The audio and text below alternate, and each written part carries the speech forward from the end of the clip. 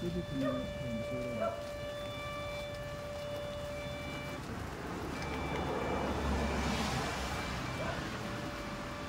ragid ang yelo.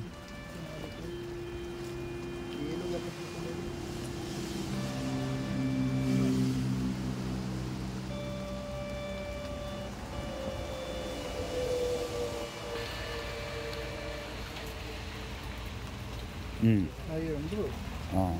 Pero confirm do ah. Oh, confirm. Confirm na siya nga mas nitaas. Mas nitaas yung frequency. Wala na din yan. Siyempre. Oo. Tama. So, katulo ka bisis.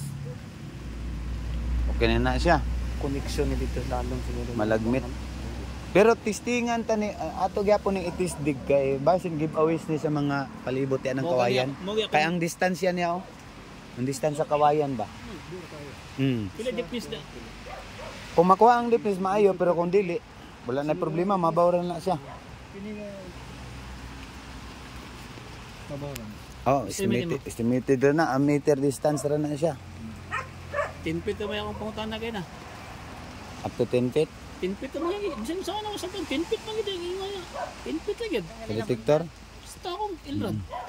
10 feet na gid siya. Oo, pero kana siya kung item gina siya.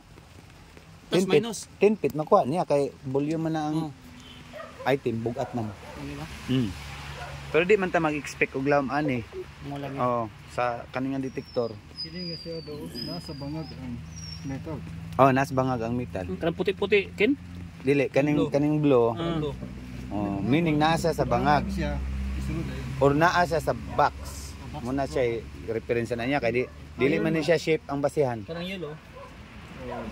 Muna yung Aura? kanang aura oxidation niya. Oh, dili man ni siya pareha sa Maria nga kung box.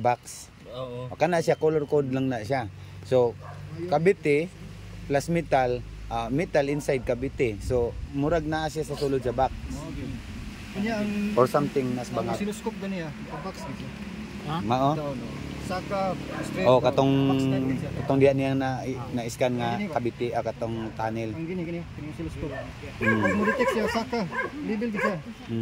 Bagsak na yun. Oh. Pero So, meaning nakakib in. Wala na siya. Nakakib in siya. Mama mo ni gitog sa Eagles ba? Wala.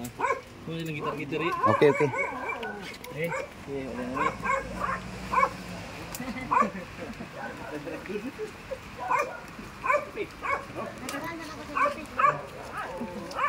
Ali, Brad. Kapit tayo.